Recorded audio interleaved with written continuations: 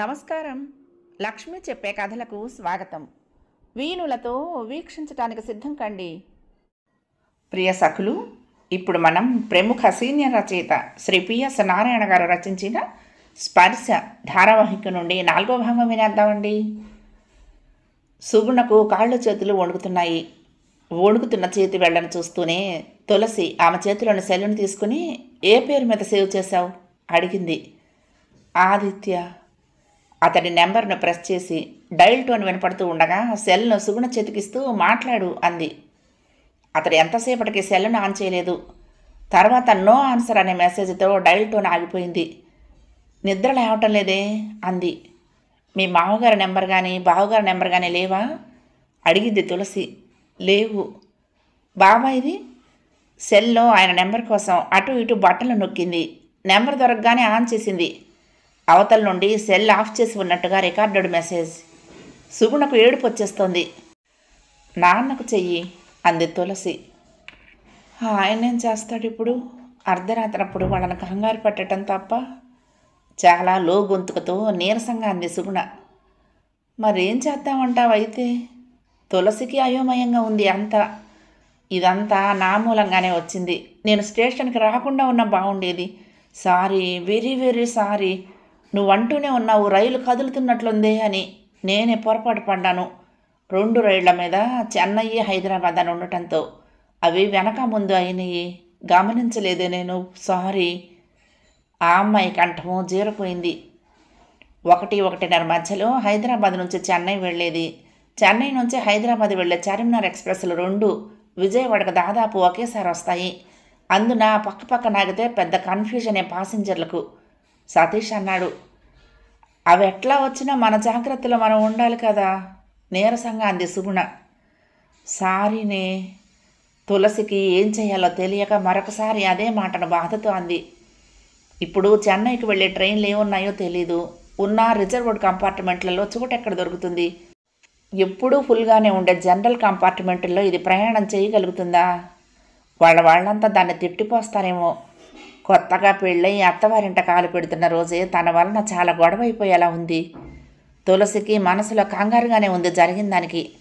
సుగుణ ఇప్పుడు ఏం చెయ్యాలా అని ఆలోచిస్తూనే భర్త నెంబర్కు డైల్ చేస్తున్నది సెల్లో. ఉన్నట్టుండి అటు ఆన్ చేయటంతో ఆవేశపడిపోయింది సుగుణ. ఏమండి? పెద్దగా అరుస్తున్నట్టుగా అంది. చెప్పు. అవతల నుండి నిద్రమత్తులో మాటలు. అదేమిటి బెర్త్ మీద లేవు? ఎక్కడి నుంచి మాట్లాడుతున్నావు అడిగాడు అతను. విజయవాడ ప్లాట్ఫామ్ మీద నుండి అండి. అక్కడెందుకున్నావు? అతడి మాటల్లో ఆదుందా. మా స్నేహితురాలు వస్తే మీరు రాలేదు, నన్ను ఒక్కదాన్నే వెళ్ళమంటారు కదా. దాంతో మాట్లాడుతూ నిల్చుంటే మనం ఎక్కువచ్చిన రైలు కాస్త వెళ్ళిపోయింది అంది. ఏం మాట్లాడుతున్నావు సుగుణ? తలకాయ ఉండే మాట్లాడుతున్నావా? మాటల్లో పడి రైలు ఎక్కకపోవడం ఏంటి? పెద్దగా అరుస్తున్నట్టుగా అన్నాడు. అసలు రైలు ఎందుకు దిగావు? డోర్ దగ్గర నిలబడి మాట్లాడక్కర్లా? ఏం సమాధానం చెప్పాలో తెలియనట్లుగా నోరు మోగబోయింది కొద్ది క్షణాల వరకు సుగుణకు. ఇక్కడ పక్క ప్లాట్ఫామ్ల మీద 2 రైళ్లు ఆగి ఉండటంతో కన్ఫ్యూజ్ అయ్యి ఎక్కలేదండి. కంఠం బాధతోనూ భయంతోనూ తడుస్తున్నది. అయితే 2వ దానిలో ఎక్కేసి వచ్చాయి. ముందు స్టేషన్లో దిగి నీ కోసం వెయిట్ చేస్తూ ఉంటాను చికాగ్గా అన్నాడు ఆదిత్య. అది చెన్నైది కాదండి, హైదరాబాద్ వెళ్ళే రైలుట. సుగుణ ఇక నిగ్రహించుకోలేకపోయింది. ఏడ్చేసింది. మన ఇంట్లో 11 గంటలకు సత్యనారాయణ వ్రతం పెట్టుకున్నాం. సాయంత్రం రిసెప్షన్. అన్ని ఏర్పాట్లు జరిగిపోతున్నాయి అక్కడ. నువ్వు లేకుండా ఎలా? అతడు విసురుగా అన్నాడు. అదే నాకు అర్థం కావటం లేదు అయోమయంగా అంది తులసి వంక చూస్తూ. నన్నేం చేయమంటారు అంది నీరసంగా. అతడు కొద్ది క్షణాలు ఆలోచిస్తున్నట్టుగా ఆగాడు. ఇప్పుడు విజయవాడ నుంచి చెన్నైకి ఫ్లైట్ ఉందేమో కనుక్కో, లేకపోతే ప్రోగ్రాం మొత్తం అప్సెట్ అయిపోతుంది. చాలామందిని ఆహ్వానించాం కూడా. ఇక్కడ ఎవరిని అడగాలి? నాకేం చేయాలో తెలియటం లేదండి నీరసంగా అంది వణుకుతున్న కంఠంతో. సెల్ మీ ఫ్రెండ్కి నేను మాట్లాడతాను అన్నాడు ఆదిత్య. సుగుణ సెల్ తులసికిస్తూ, నీతో మాట్లాడతారట ఆయన అంది. తులసి ఫోన్ అందుకుంది భయపడుతూనే. తనని కానీ తిట్టాడు కదా అనుకుంటూ. నమస్కారం అండి, నా పేరు తులసి. ఇదంతా నా మూలంగానే జరిగింది. Very very sorry. చెప్పండి, మమ్మల్ని ఇప్పుడు ఏం చేయమంటారు? ముందు ఎయిర్లైన్స్ని కాంటాక్ట్ చేసి చెన్నైకి ఫ్లైట్ ఉందేమో అడగండి. లేదా వెంటనే కార్ ఎంగేజ్ చేసి తనని దాంట్లో పంపించండి. చార్మినార్ ఎక్స్ప్రెస్ చెన్నై చేరేటప్పటికి 8:30 అవుతుంది.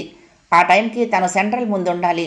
లేకపోతే ఈరోజు అనుకున్న కార్యక్రమాలన్నీ అప్సెట్ అయిపోతాయి విసుగ్గా అన్నాడు ఆదిత్య. అలాగే ప్రయత్నిస్తాం. ప్రయత్నించడం కాదు, డబ్బు ఎంతైనా సరే. సరిగ్గా 8:30కు మేము సెంట్రల్లో దిగేటప్పటికి తను అక్కడ వచ్చి ఉండాలి. 11 గంటలకు సత్యనారాయణ వ్రతం పీటల మీద మేమిద్దరం కూర్చోవాలి. మీరు ఎలా ప్లాన్ చేస్తారో నాకు తెలీదు, జరగాల్సింది మాత్రం ఇది ఖచ్చితంగా చెప్పేశాడు ఆదిత్య.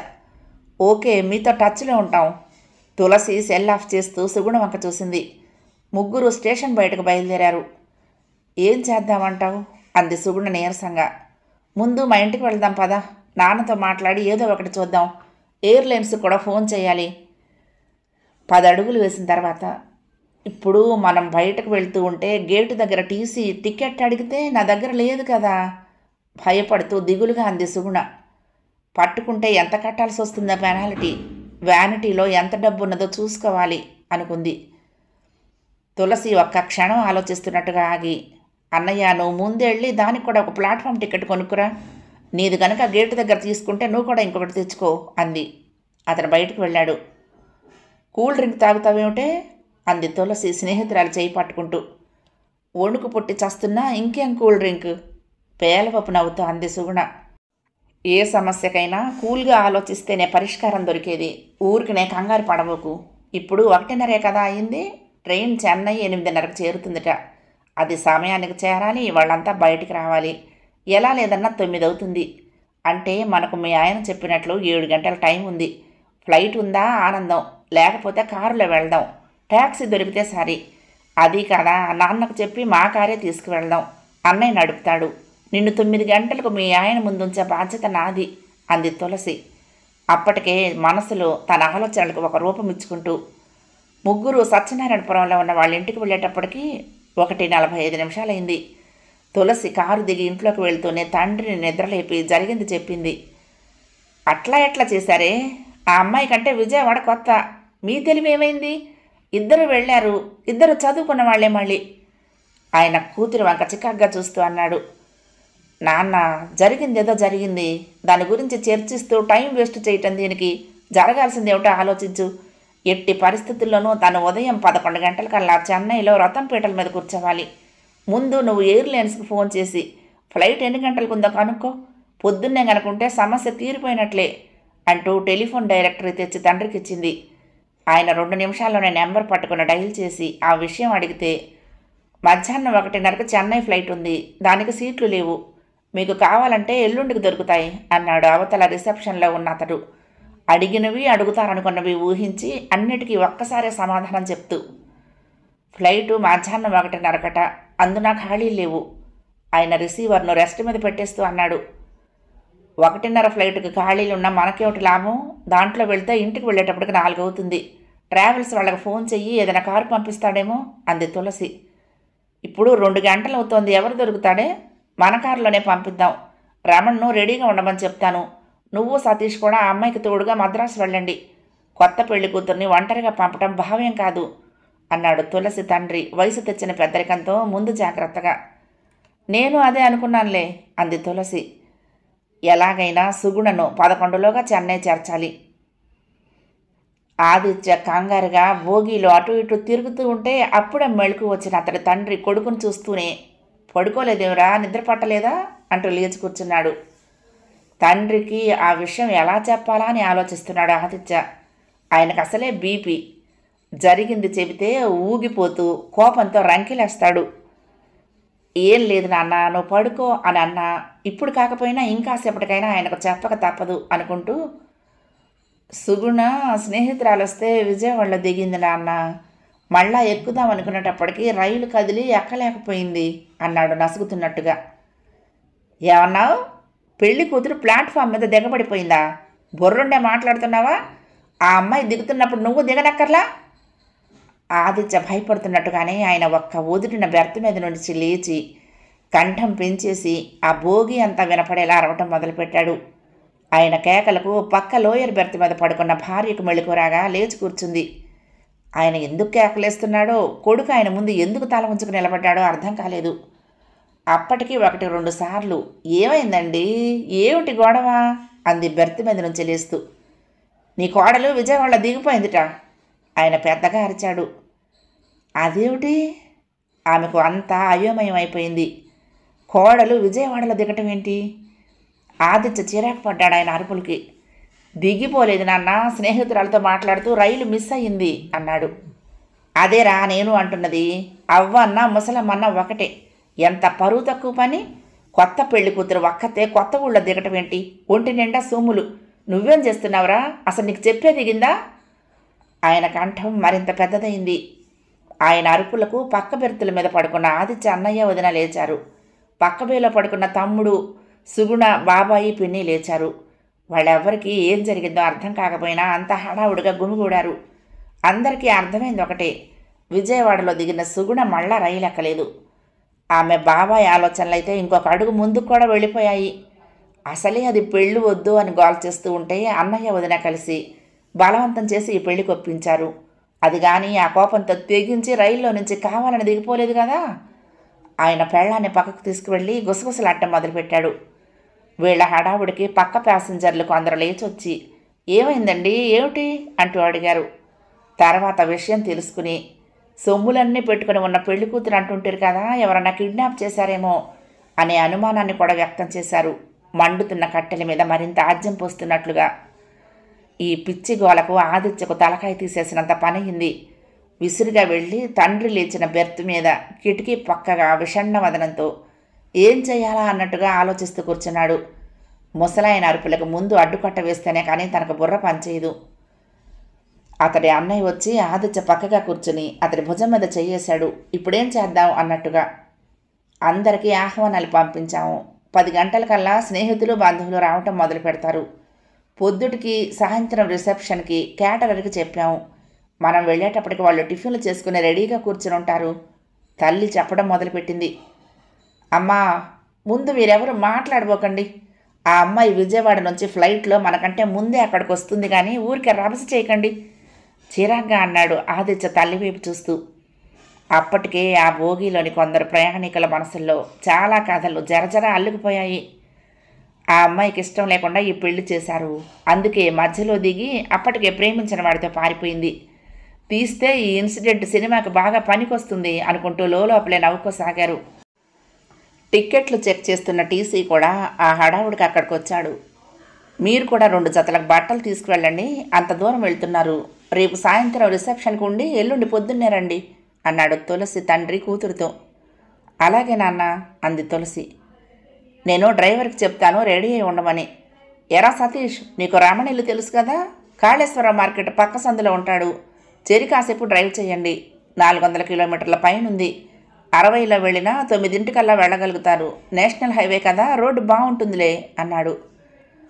మరొక పావు గంటలోనే బయలుదేరి వాళ్ళు కాళేశ్వరరావు మార్కెట్ దగ్గరకు వచ్చి సతీష్ కారును పక్క సందులోకి తిప్పుదామనుకుంటూ ఉండగానే రమణ వీధి మొదట్లో ఎదురు చూస్తూ నిలబడి ఉన్నాడు, చేతిలో ఓ సంచితో.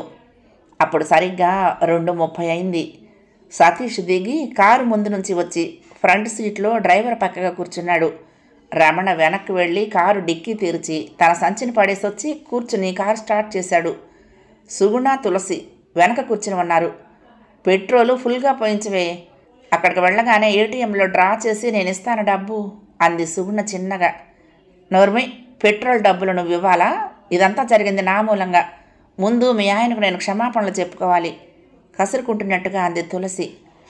కాళేశ్వర మార్కెట్ నుంచి రథం దాటి దుర్గగుడి మెట్ల దారి దాటి బ్యారేజ్ దగ్గరకు వచ్చేటప్పటికి అక్కడ లారీలన్నీ రోడ్లు మూసుకుపోయేలాగా ఆగున్నాయి. రమణ ఎంత హారన్ కొట్టినా ఒక్కటే కదలలేదు. అతడు దిగి ముందుకు వెళ్ళాడు, కారణం తెలుసుకుందాం అన్నట్లుగా. సరిగ్గా సుగుణ చేతిలో ఉన్న సెల్ ముగిందప్పుడు. చేసింది ఆదిత్య. ఎక్కడున్నావు, ఎలా రావాలని ప్లాన్ చేస్తున్నావు అసహనంగా అడిగాడు. ఇప్పుడు చెన్నైకి ఇక్కడ నుండి ఫ్లైట్ లేదు. తులసి నాన్నగారు కారులో తులసిని వాళ్ళ అన్నయ్యను నాకు తోడుగా ఇచ్చి పంపుతున్నారు. విజయవాడ దాటుతున్నాం చెప్పింది సుగుణ. ఆదిత్య మరొక మాట లేకుండా సెల్ ఆఫ్ చేశాడు. ఆఫ్ అయిన సెల్ వంకే చూస్తూ ఉండిపోయింది సుగుణ. ఆదిత్య మాట తీరు చూస్తే బాగా కోపం వచ్చినట్లుంది అనుకుంది మనసులోనే. ప్రకాశం బ్యారేజ్ మీద ఓ ఫుల్ లోడు మామిడికాయల లారీ తలకిందులుగా పడిందిట. అది క్లియర్ అయితే కానీ ట్రాఫిక్ కదలదు. కనీసం 2-3 గంటలు పడుతుంది. డ్రైవర్ వెనక్కి వచ్చి సతీష్తో అన్నాడు. కారును రివర్స్ చేసుకుని బైపాస్ రోడ్డు మీదుగా వెళ్దామా అని తల తిప్పి చూసేసరికి అప్పటికే 2-3 లారీలు వెనక చేరిపోయాయి. పక్కన ఓ చిన్న సందు కనపడింది. ఆలస్యం చేయలేదు. కారుని ఆ సందులోకి తిప్పి రివర్స్ చేసి కృష్ణలంక వైపుకు పోనిచ్చాడు రమణ. ఇంకా ఆలస్యం అయిపోతుందేమోని అంది దిగులుగా సుగుణ. ఏం కాదులే, ఊరికిన టెన్షన్ పడబోకు, హాయిగా పడుకొని నిద్రపో. రమణ నిన్ను 9 చెన్నైలో దింపేస్తాడు అంది. నేనా నిద్ర? అసలే గుండె దడదడలాడి చస్తుంటే నిద్రపోవటం జరిగే పనేనా అంది సుగుణ. సుగుణ, నువ్వేనా ఇలా మాట్లాడుతోంది? మన బ్యాచ్ అందరిలోకి నువ్వే ధైర్యస్తురాలివి, ఎవరిని లెక్క చేసేదానివి కాదు. పెళ్ళవుతూనే ఇలా అయిపోయావేమిటి? నీ ధైర్యం అంతా ఏమైంది? మొగుడికి అంతగా భయపడాలని ఎక్కడ నేర్చుకున్నావు అంది కాస్తంత ఎగతాళిగా మిత్రురాలి భుజం మీద తడుతూ. మొగుడికి భయపడటం అని కాదు, నా తప్పు లేకపోతే నేను ఎవరికీ భయపడను. నా మూలంగా రేపు వాళ్ళు పెట్టుకున్న ఫంక్షన్ ఆభాసు పాలవటం నేను భరించలేను. వాళ్ళు మంచివాళ్ళ చెడ్డవాళ్ళ, వాళ్లకు నేను అణిగి ఉండాలా అన్నది వేరే విషయం. అది వాళ్ళింటికి నేను కాపురానికి వెళ్ళిన తర్వాత అక్కడ పరిస్థితుల్ని బట్టి తీసుకోవలసిన నిర్ణయం. కానీ ఇప్పటి స్థితి అది కాదుగా తులసి అంది చిన్నగా. సుగుణ మాటలకు తులసి ఏమీ మాట్లాడలేకపోయింది. మీ ఆడబడుచు ఎక్కడుంటుంది అంది విషయాన్ని మార్చి సుగుణకు టెన్షన్ తగ్గించాలన్నట్లుగా. ఢిల్లీలోనే. కలుపుగోలుగా ఉంటుందా? చెప్తిని కదా, వాళ్ళ సంగతి నాకు బాగా తెలీదు. పెళ్లిలో అయితే ఎవరూ ఏ గోలా చేయలేదు. మా ఆడపడుచు ఉదయాన్నే హైదరాబాద్ నుండి ఢిల్లీకి ఫ్లైట్లో వెళ్ళిపోయింది. వాళ్ళ ఆయన కంపెనీ పని మీద ఎల్లుండే అమెరికా వెళుతున్నాడట. ఆయన తిరిగి రాగానే ఓ వారం రోజులు సెలవు పెట్టి ఇద్దరూ కలిసి చెన్నై వస్తామన్నారు. అప్పుడు తీరిగ్గా కబుర్లు చెప్పుకుందాం అంది. ఎంత వయసు ఉంటుందే? నాకంటే 2 ఏళ్ళు పెద్దదే ఉండొచ్చు. మా ఆయన తర్వాతది. మరిది ఇంకా చదువులోనే ఉన్నాడు చెప్పింది సుగుణ. అయితే వాళ్ళది ప్లానుడు కుటుంబమేనన్నమాట. మా మామగారు ఎప్పుడో ఉద్యోగరీత్యా చెన్నై వెళ్ళి అక్కడే సెటిల్ అయ్యారు. ట్రిప్లిక్ లేన్లో సొంత ఇల్లుంది అంది. వాళ్ళ కారు గుంటూరు బైపాస్ మీదుగా వెళుతున్న సమయంలో ఆదిత్య వెళ్ళి టీసీ దగ్గర కూర్చున్నాడు. నాకు మీ సలహా కావాలి, చెప్పండి. ఇప్పుడు నా మిస్సెస్ విజయవాడ నుంచి కారులో బయలుదేరి గుంటూరు దాకా వచ్చి ఉంటుంది. మధ్యలో ఎక్కడన్నా కారు రైలు కలిసే అవకాశం ఉందా అన్నాడు. ఆయన ఆలోచిస్తున్నట్టుగా కొద్ది క్షణాలు ఆగాడు. ఆయన విజయవాడలో డ్యూటీ ఎక్కాడు. కొత్త పెళ్లి కూతురికి అలాంటి పరిస్థితి ఏర్పడటం ఆయనకు బాధగానే ఉంది. ఇప్పుడు మనం బాపట్ల దాటి చీరాల దగ్గరకు వస్తున్నాము. ఇంకా ఒంగోలు 50 కిలోమీటర్లుంది. వాళ్ళు ఒంగోలులో కలవగలుగుతారా అన్నాడు ఆయన.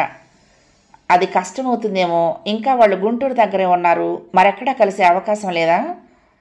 ఆయన ఒక్క క్షణం ఆగాడు. విజయవాడ ఒంగోలు మధ్య రైలు రూట్కి రోడ్డుకి 30-40 కిలోమీటర్ల తేడా ఉంది. ఆ అవకాశం ఇంకో చోట దొరకదు.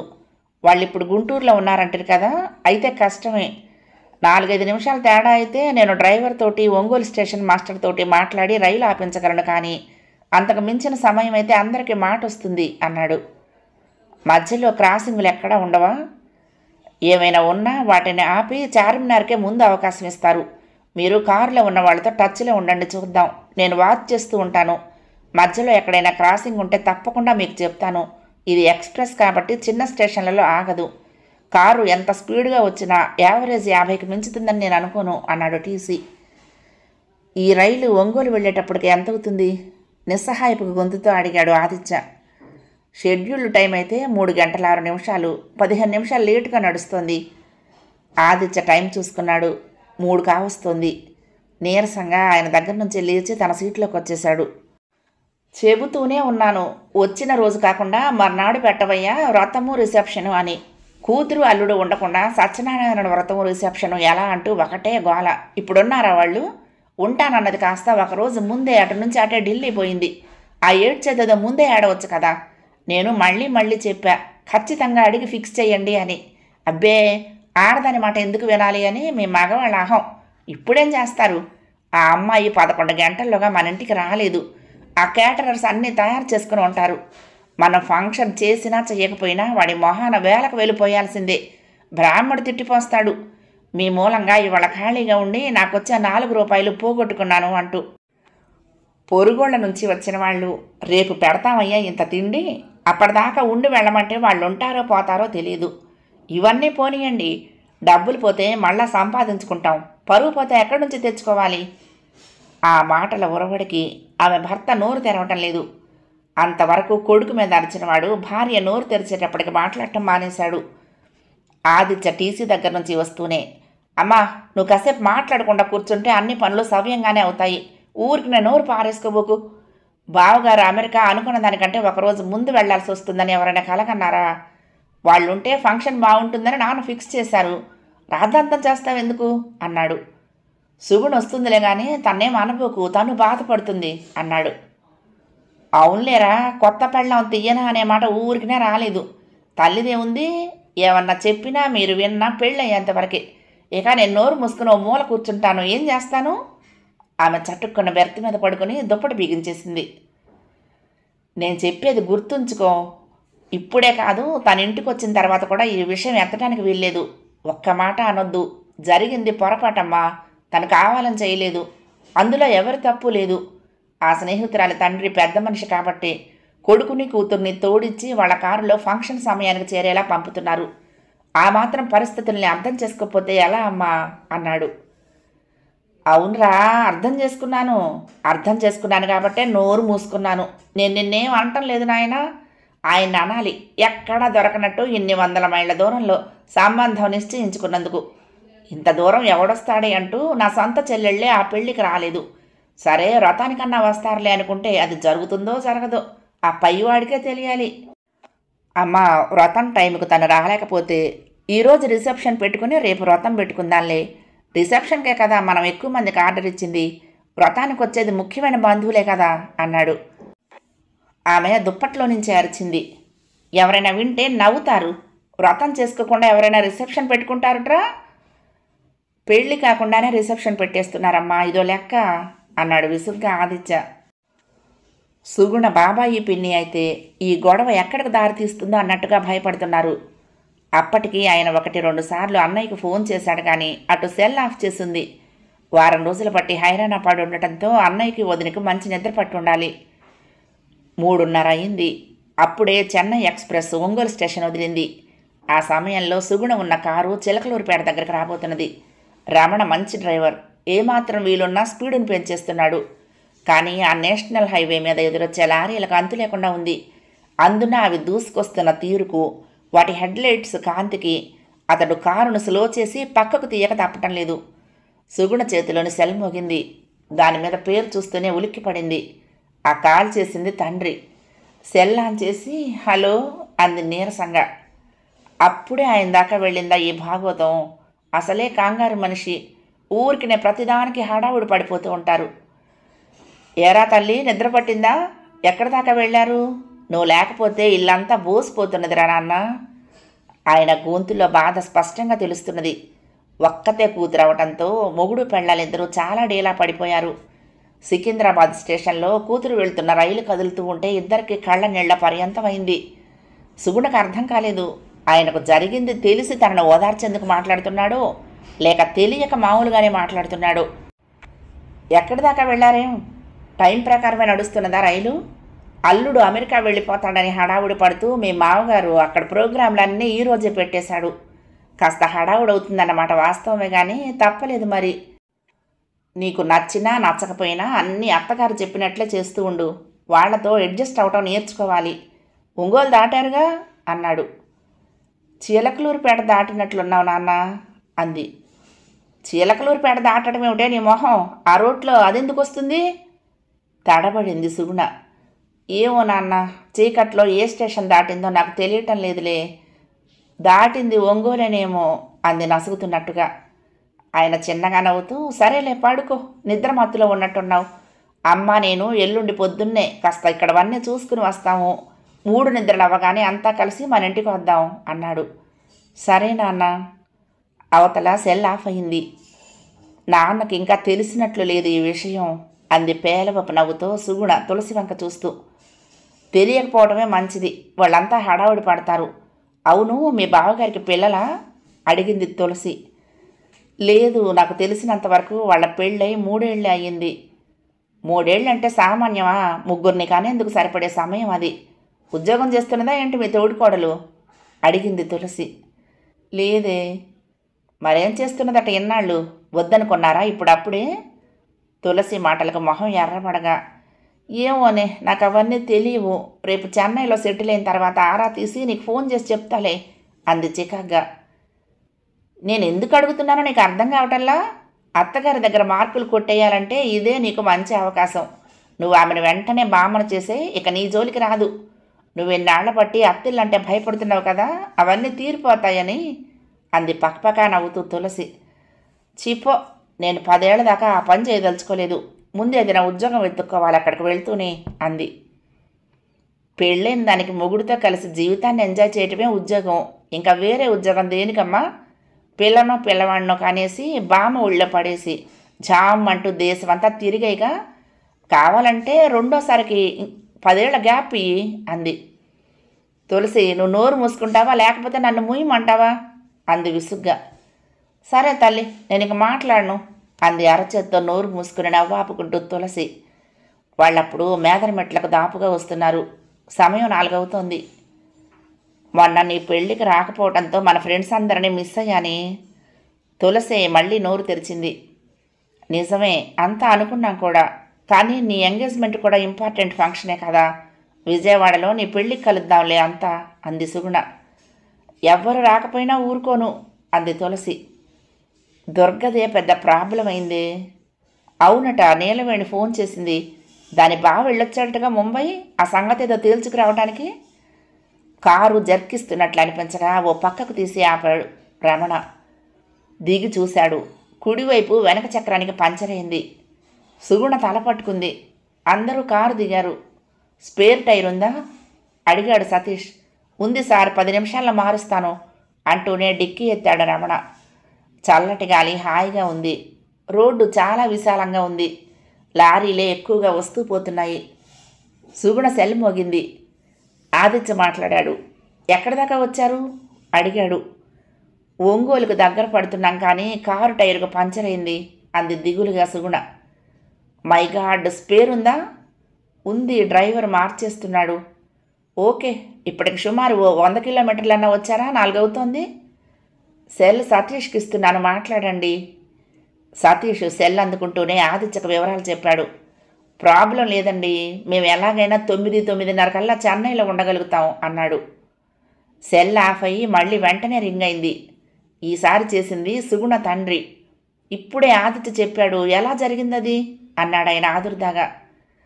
తర్వాత చెప్తాలే నాన్న, మేము టైంకి చెన్నై చేరుతాం కదా. తులసి వాళ్ళ అన్నయ్యతో కలిసి వాళ్ళ కారులోనే ఇప్పుడు మేము వెళ్తున్నది. నువ్వు అనవసరంగా కంగారు పడబోకు అంది సుగుణ. జాగ్రత్త, తొందరగా వెళ్ళాలంటూ డ్రైవర్ని హడావుడి చేసి మరీ స్పీడ్ పెంచనివ్వకండి. ఆ హైవే మీద ఎప్పుడూ యాక్సిడెంట్లే అన్నాడాయన. సరే నాన్న, నేను వెళ్ళగానే ఫోన్ చేస్తాను కానీ ఈ విషయం ఎవరికి చెప్పబోకు. ముఖ్యంగా అమ్మకి.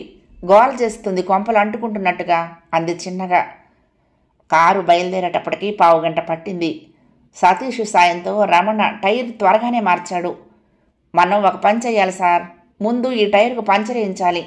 అవసరం పడకపోవచ్చు కానీ ఎక్కడైనా ఎటూ కాని ప్రదేశంలో మళ్ళా ప్రాబ్లం వచ్చిందంటే మాత్రం చాలా ఇబ్బందుల్లో పడతాం అన్నాడు సతీష్. వేదాయపాలెం స్టేషన్ దాటుతూ ఉండగా రైలు ఒక్కసారిగా కుదిపినట్లయి కీచుమన్న శబ్దంతో ముందుకు జారిపోతూ ఆగింది. బోగీల్లో అటు ఇటు తిరుగుతున్న ప్రయాణికులు తూలిపడ్డంత పని అవ్వగా చాలామంది తలుపుల దగ్గరికి పరిగెత్తారు. ఆదిత్య లేచి ఒడివడిగా తలుపు దగ్గరగా వచ్చాడు. అప్పటికే టీసీ అటెండరు కిందకు దిగేసి ఇంజన్ వైపు వెళ్తున్నారు. ఎవరో ట్రాక్ పక్కగా అరుస్తూ పరిగెడుతున్నారు. రైలు ఇంజను గేదెను గుద్దేసి ఈడ్చుకుపోతుందంటూ. రైలు ఆగిన ప్రదేశంలో గుబుర్లుగా చెట్లు, వాటి మధ్య ఇళ్ల కప్పుల మీదుగా లేస్తున్న తెల్లటి పొగలు. చిన్న పల్లెలా ఉంది. ఇప్పుడు ఇదో ఆలస్యమా? చిరాగ్గా చూశాడు ఆదిత్య బయటకు. ట్రాక్ మీద బోగి చాలా ఎత్తుగా ఉండటంతో దిగాలనిపించలేదు. రైలు మళ్ళీ బయలుదేరేటప్పటికి 15 గంట పట్టింది. అప్పటికి 5:30 అయింది. బాగా తెల్లవారిపోయింది. వచ్చేది గూడూరు. టీసీ బోగీలోకి ఎక్కుతూనే తలుపు దగ్గర నిల్చున్న ఉన్న ఆదిత్యను చూస్తూ, సార్, మీకు గుడ్ న్యూస్. ఎట్లా లేదన్నా ఇవాళ ఈ ట్రైన్ నడక చూస్తూ ఉంటే చెన్నై వెళ్ళేటప్పటికి 10-10:30 అయ్యేలా ఉంది. గేదె ఇంజన్ కింద పడి చావటంతో బ్రేక్ పైపులు విరిగినట్లున్నాయి. గూడూరులో చెక్ చేయించి అవసరం వస్తే మార్పించాలి. అందుకే బండి స్లోగా వెళ్తున్నది. ఈ ఆలస్యంతో మీ ప్రాబ్లము సాల్వ్ అవ్వచ్చు.